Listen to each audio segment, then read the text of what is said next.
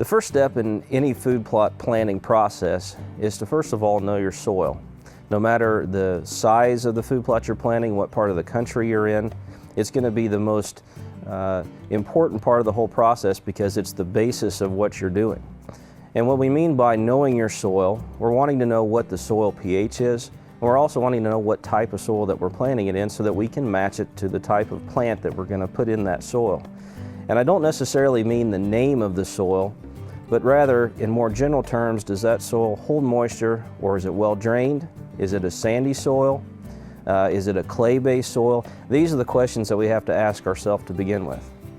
When we're talking about knowing the type of soil that you're planting it in, again, we're talking about knowing whether or not that soil holds moisture or whether it's a well-drained soil. Now let's take clay for example. A clay soil tends to hold moisture pretty well. And in those kind of circumstances, you're going to look for a plant that has a fairly shallow root system, one that does well in a soil that holds moisture.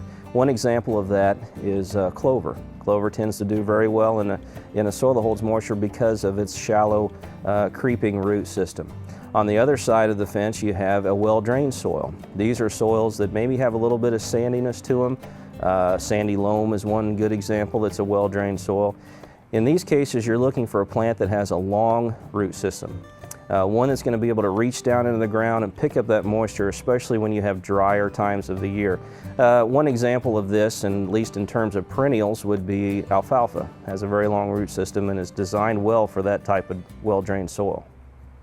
There are some general ways you can identify your soil pH, such as if you have ferns growing in the area that you're going to be planting your food plot, more than likely it's going to have a fairly low pH, or possibly you're planting your food plot in an area with cedars or pines or even hardwoods, and typically that's going to have a low pH soil.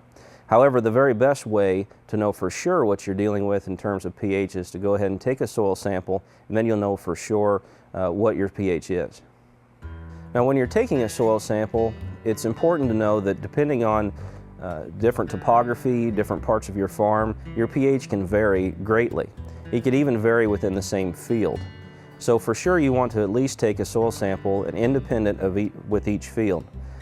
Second of all, when you're taking a soil sample, the best way is to do a cumulative sample. And what I mean by that is to take several different areas across the field, collect them all in one bucket, mix them together, and then send a sample of that in to have it tested so you have a representation of the entire field.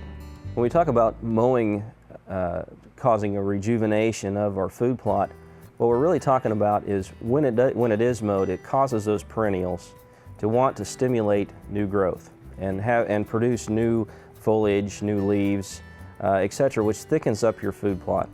One way to relate it to is take a look at your yard later on in the summertime. You look at your ditch, it's usually kind of brown. Maybe the field next to you is kind of brown, but your yard stays nice and green. Well, what caused that? What caused that is you out there mowing it every week or every couple weeks, stimulating new growth and rejuvenating that yard, which would be the same as rejuvenating our food plot when we're mowing it, or even when that food plot's being grazed. Even in nature, if you look at grazing and its effect on just natural food sources, typically the areas that are more heavily grazed are usually going to be the more productive areas. Again, because grazing causes that plant to want to rejuvenate and have new growth. One of the biggest problems that I see in terms of food plot planning, or the actual planning of a food plot, is improper seed depth. A good way to look at what type of seed depth should I have is a seed should never be planted more than 3 times its diameter in the soil. So let's take clover for example. Clover is a very, very small seed, about the size of a pinhead. What that means is it shouldn't be more than 1/4 inch deep in the ground. A lot of times people make the mistake of planting it in a very loose soil, trying to drag it in, causing that seed to go too far into the ground. My rule of thumb is, if you have, when planting clover for example, if you have at least 1 inch of loose topsoil on the ground, you're better off just seeding it on top, letting the rain knock it into the ground. Food plots has jumped to the forefront of whitetail management here in the last few years, and a lot of people have been out there planting food plots and in some cases run into a little bit of frustration. One of the things that you can remember, the things that we talked about today that kind of help alleviate some of that frustration is, one, know what type of soil you have and match it to the plant that you're going to be planting. Match your soil type to your plant.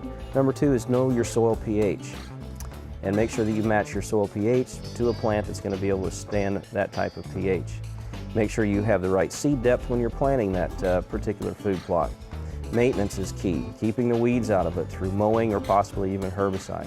Remembering just a few of these tips is going to help you have a lot more success in your food plot plantings.